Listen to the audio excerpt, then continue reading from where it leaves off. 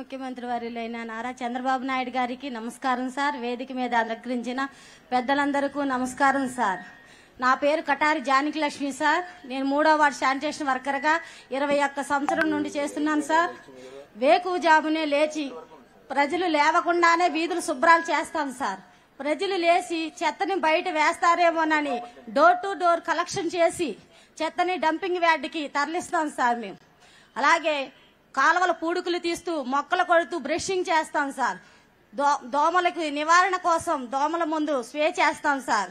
సున్నం బీచింగ్ రోగ నివారణ శక్తి కోసం రోగాలు రాకుండా సార్ సున్నం బీచింగ్ కూడా కొడతాం సార్. ఎక్కడైనా ఎమర్జెంటీగా జ్వరం వచ్చింది, ఏదైనా ప్రాబ్లం అని మా దృష్టికి వస్తే మా మున్సిపాలిటీ యంత్రాంగం ముందే ఉంటుంది సార్. ఆ పరిసర ప్రాంతాలు శుభ్రం చేసి వారికి సున్నం బీచింగ్ కొట్టి దోమల ముందు స్ప్రే చేసి మేము ముందే ఉంటాం సార్. కరోనా సమయంలో కూడా సార్ సార్ మేము రాత్రి పగలు తేడా లేకుండా మా బిడ్డలను వదిలేసి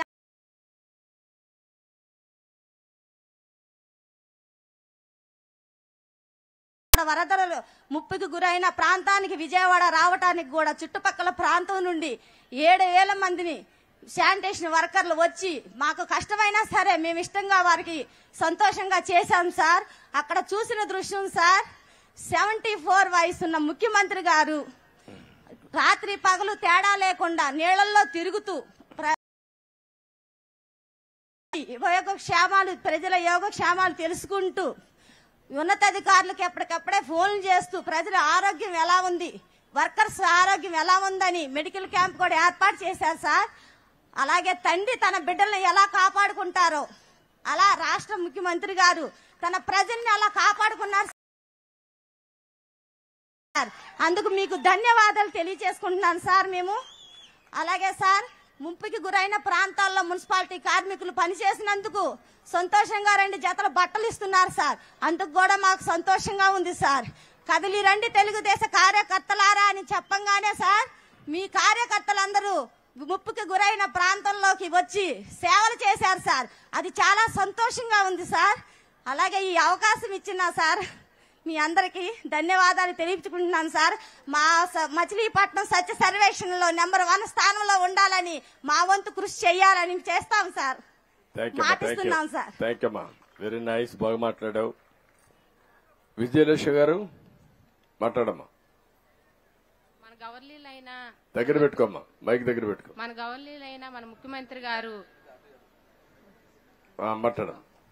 మన గవర్నీలైన ముఖ్యమంత్రి గారికి నా హృదయపూర్వక నమస్కారాలు. అలాగే ఈ వేదిక అలంకరించిన పెద్దలందరికీ నా నమస్కారాలు. నా పేరు విజయలక్ష్మి అండి. 19వ వార్డు వర్కర్గా పనిచేస్తున్నాను.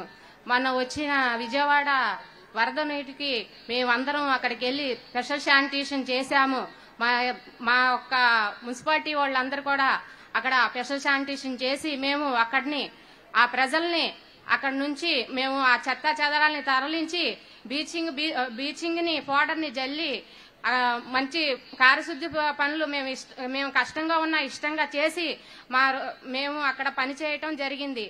అలాగే మమ్మల్ని మా వసతులు గాని మాకు ఆరోగ్యం బాగోపోయినా అక్కడ మెడికల్ క్యాంపుని మన సారు ముఖ్యమంత్రి గారు మా అందరికీ అక్కడ ప్రజల్ని ఆ చుట్టుపక్కల వాళ్ళందరినీ కూడా తన బిడ్డల్లాగా ఒక గురువు ఎలాగే ఒక స్కూల్లో గురువు ఎలాగా నడిపిస్తారో అలాగే మా అందరినీ కూడా మన మంత్రి గారు ముందుకు నడిపించి మమ్మల్ని అక్కడ శానిటేషన్ వర్క్ ని బాగా చేయటం జరిగింది.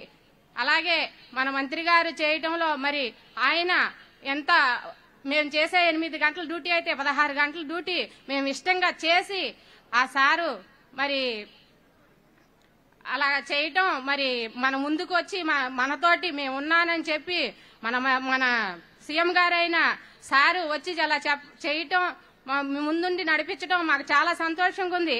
అలాగే మన మంత్రి గారైన కొల్లు రవీంద్ర గారికి మా ధన్యవాదాలు చెప్పుకుంటున్నాము.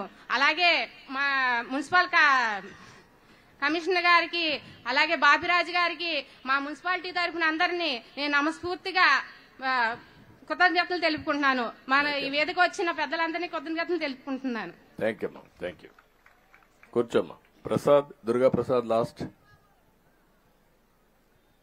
మాట్లాడా.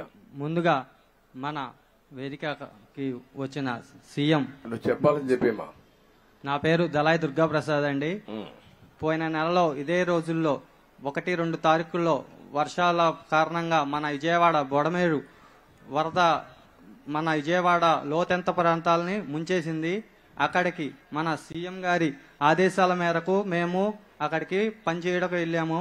అక్కడికి మేము వెళ్ళిన తర్వాత నాలాంటి వర్కర్స్ ఎన్నో వేల మంది అక్కడికి వచ్చి ఉన్నారు.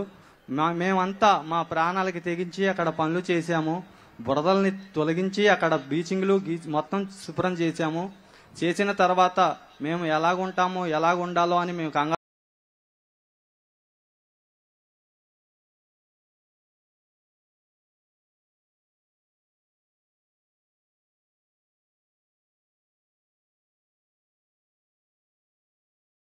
అక్కడ నీళ్ళల్లో చేసి వచ్చారు. మన వర్కర్స్ అక్కడ ఎలా ఉంటుందో అని చెప్పి మళ్ళీ ఇక్కడ టెస్టులు చేశారండి.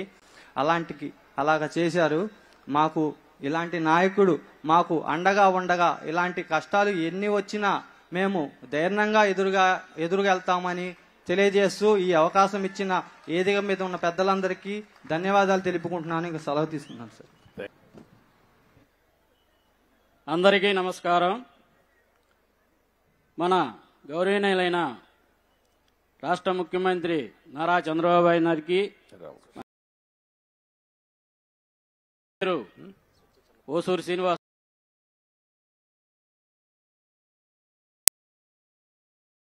పిహెచ్ వర్కర్గా 23 సంవత్సరాలుగా పనిచేస్తున్నాను.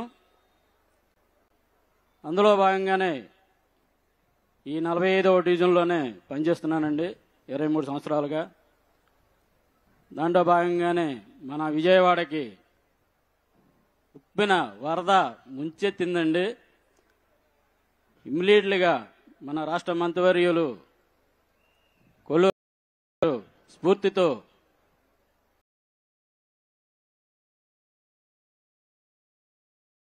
ఆ రోజు వానండే బాగా అయినా సరే వానల లెక్క చేయకుండా మేము 2 జతల బట్టలు సదురుకొని ఎమర్జెన్సీగా బయలుదేరాము. కేవలం బందర్ నుంచే 200 మంది బయలుదేరి విజయవాడ వెళ్ళామండి. అక్కడ వెళ్ళిన తర్వాత ఆ వాతావరణం చూసిన తర్వాత మాకు చాలా భయం వేసిందండి. మ్యాన్వాళ్ళు ఉంటాయి. ఆ భయపడుతూ వెళ్ళాం. అయినా సరే ప్రాణాలు తెగించి మేము ఆ సింగనగర్లోకి వెళ్ళామండి.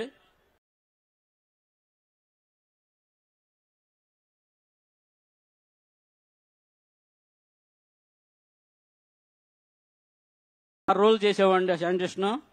తర్వాత మళ్ళీ 6 రోజులు వాంబే కాలనీలో డ్యూటీ చేశారు. అక్కడ కూడా మా శానిటేషన్ బాగా చేశాము.